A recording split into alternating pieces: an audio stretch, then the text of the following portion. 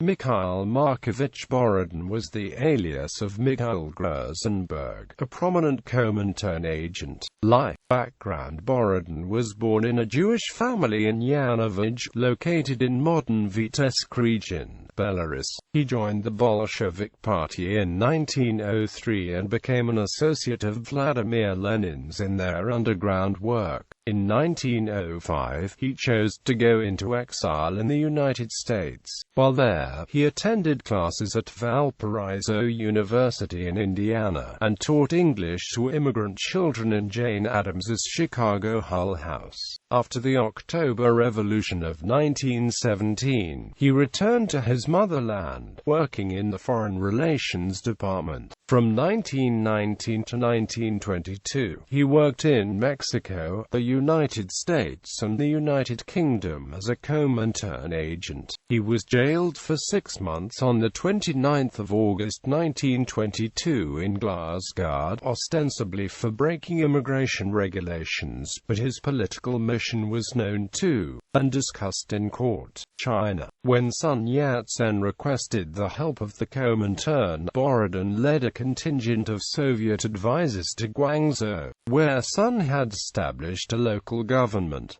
English was the common language between the two. He negotiated the first united front between the Chinese Nationalist Party of Sun Yat-sen and the Chinese Communist Party. Under his tutelage, both parties reorganized on the Leninist principles of democratic centralism and organized training institutes for mass organizations, such as the Peasant Training Institute, where the young Mao Zedong served, and the Whampoa, a military academy, which under the leadership of Chiang Kai-shek trained officers for a party-controlled army. He arranged shipments of Soviet arms and shrewdly kept a balance between the middle-class elements of the nationalists and the more radical communists. After Sun Yat-sen's death in 1925, Borodin remained an influential advisor to the nationalists until 1927, when he sided with the left-wing nationalist government in Wuhan led by Wang Jingwei and Eugene Chen. Stalin, under criticism from Leon Trotsky for compromising with the Chinese bourgeoisie, instructed Borodin to enforce leftist land revolution policies on the nationalists and to mobilize an army of peasants and workers in order to seize control of the party. Chiang Kai-shek, head of the right wing of the party, purged communists in the bloody Shanghai massacre of 1927 but allowed Borodin to escape by car to the Soviet Union along with Sun Yat-sen's wife and Eugene Chen's sons.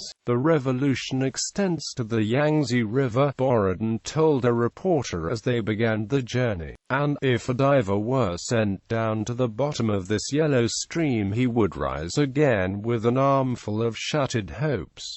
Later life. After his return to the Soviet Union, Borodin worked briefly as editor of the English-language Moscow News. In 1949, he was arrested in the context of anti-Semitic repressions and died 2 years later in Lefortovo prison. Influence. Kenneth Rex Roth mentions Borodin in his poem Another Early Morning Exercise, and he is one of the main characters in Les Conquérants, André Malroch's first novel.